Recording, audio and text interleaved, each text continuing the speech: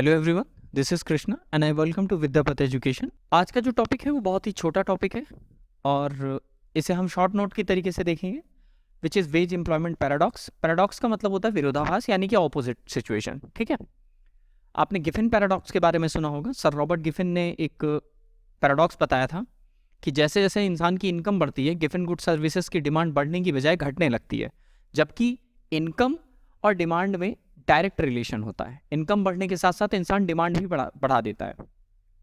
But sir Robert Giffen ने बताया कि गिफिन गुड्स कुछ ऐसी गुड्स होती हैं जो कंज्यूमर की इनकम बढ़ने के साथ साथ उनकी डिमांड कम होती जाती है। ठीक वैसे ही वेज एम्प्लॉयमेंट पैराडॉक्स है, इसके बारे में डिस्कस करते हैं। वेज एम्प्लॉयमेंट पैराडॉक्स हमने माइक्रो इकोनॉमिक्स में एक थ्योरी पढ़ी, जिसमें हमने ये देखा कि इंडिविजुअल फर्म है, उस इंडिविजुअल फर्म में आप अगर एम्प्लॉयमेंट बढ़ाना चाहते हैं तो वो तभी पॉसिबल है जब आप अपनी वेज रेट को कम कर देंगे।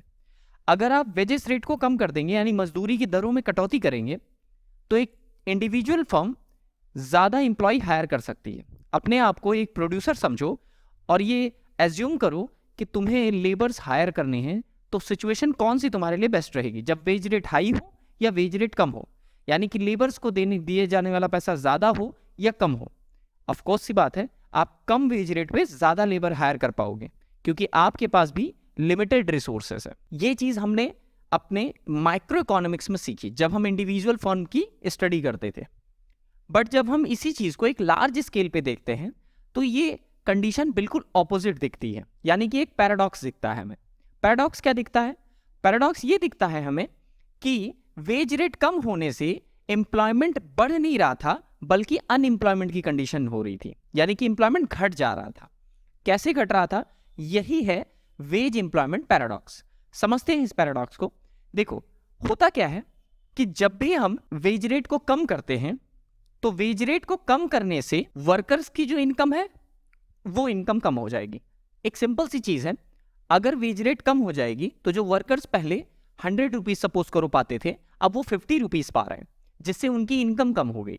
इनकम कम होने से आपको पता है, जब आपकी इनकम कम होती है तो आप एक्सपेंडिचर, जो आप गुड्स एंड सर्विसेज पे खर्चा करते हो पैसा, वो पैसा कम हो जाएगा आपके पास।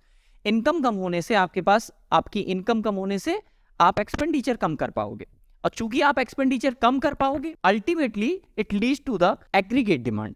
आपकी एग्रीगेट डिमांड कम हो जाएगी मार्केट में।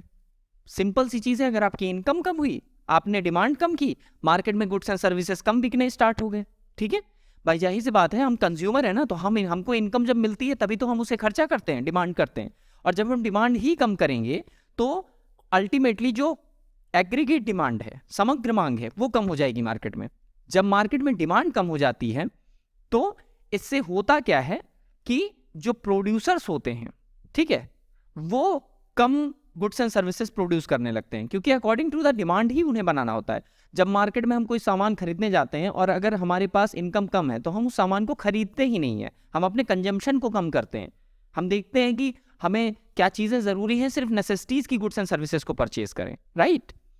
तो इस तरीके से हम देखते हैं कि जब एग्रीगेट डिमांड कम होती है तो वो गुड्स एंड सर्विसेज, जो प्रोड्यूसर गुड्स एंड सर्विसेज बना रहा है, वो उसको बनाना कम कर देता है, जिससे अल्टीमेटली प्रोडक्शन का जो लेवल होता है वो कम हो जाता है। और अगर आपको प्रोडक्शन कम करना है या आपका प्रोडक्शन कम हो गया है तो आपको ज़्यादा एम्प्लॉयमेंट की ज़रूरत तो है नहीं। पहले अगर आप 100 लेबर से 1000 यूनिट प्रोड्यूस कर रहे थे, तो अगर आपको 500 यूनिट प्रोड्यूस करनी है तो अब आपको लेबर 100 की ज़रूरत तो है नहीं, वो 50 से भी हो जाएगा। और जब 50 से लेबर हो जाता है तो प्रोड्यूसर सिंपली ले ऑफ करने लगते हैं। क्या करने लगते हैं? प्रोड्यूसर क्या करते हैं कि अपने एम्प्लॉयज़ को निकालने लगते हैं।